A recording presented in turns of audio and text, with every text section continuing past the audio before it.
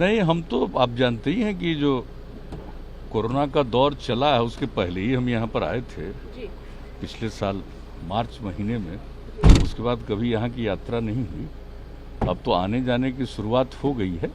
तो एक बार तो चुनाव के बाद हमको आकर मिलना ही था, तो उसी के लिए हम आए। जहाँ तक मंत्रिमंडल के विस्तार का था वो तो हो ही गया, कल सब कुछ भी हो गया है, कोई दिक्कत नहीं है। और अब तो आप जानते ही हैं कि हम लोगों के सेशन भी जो है वो भी शुरू होने वाला है 19 तारीख को।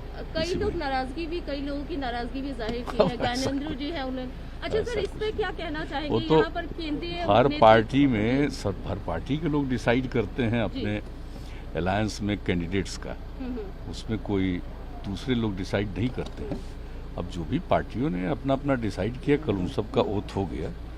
तो अगर कोई किसी को अच्छा नहीं लगता है तो वो उनकी निजी बातचीत है, इसके बारे में हम लोग क्या कह सकते हैं। सर, केंद्रीय नेतृत्व पर मंत्रिमंडल विस्तार में जेडीयू की अनुपातिक हिस्सेदारी की बात काफी लंबे समय से चल रही थी। कहा जा रहा था कि इसी वजह से कहीं ना कहीं मंत्रिमंडल के विस्तार में देर हुई। तो क्या इस बार जेडीयू की अनुपातिक हिस्सेदारी देखने को मिलेगी केंद्रीय नेतृत्व पर? नहीं, कहा केंद्र सरकार के बारे में, उसके बारे में कोई बात नहीं हुई है, कोई चर्चा भी नहीं हुई है। वो तो बहुत पुरानी बात हो गई, आज से 1.5 साल से भी ज़्यादा पहले की बात हो गई।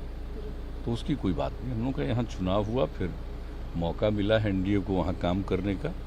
हम लोग काम करेंगे, पहले ही से लोगों की सेवा कर रहे हैं, आप तो जानते हैं। हम तो हमेशा कहते रहे कि सेवा ही हमारा धर्म है।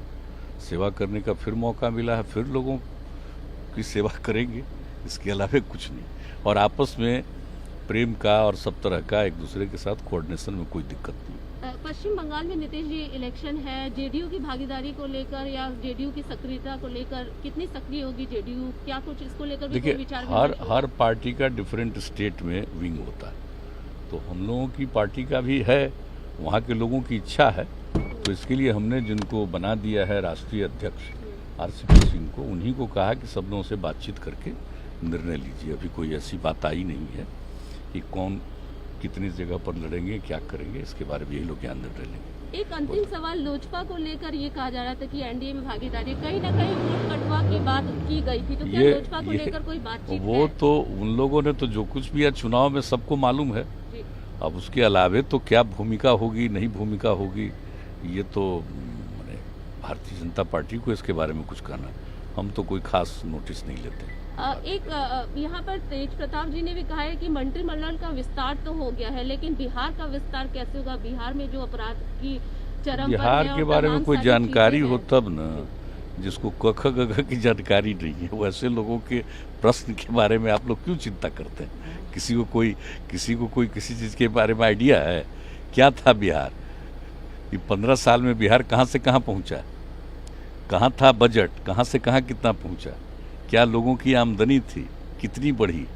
राज्य में कितनी प्रगति हुई है? कितने सड़कों का निर्माण, कितने स्कूलों का निर्माण, कितनी प्रगति हुई है? ये तो अध्ययन करने की बात है ना। हम लोगों का जो 3 टेन्योर हम लोगों का रहा है 2005 से, जरा देख लीजिए ना, उसके पहले क्या था और अब क्या। अब तो निरंतर बढ़ता जा रहा है।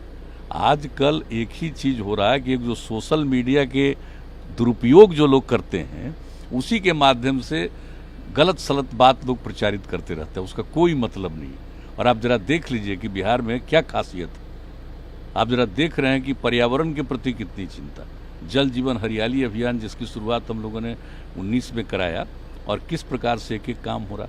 तो बिहार का जो काम है धीरे धीरे लोगों को पता चलता है और अन्य जगहों पर होता है।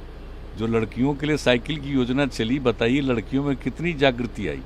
तो जिसको नहीं जानकारी है किसी चीज़ के बारे में और वैसे लोगों के बारे में कोई वक्तव्य आता ही मेरा काम नहीं है।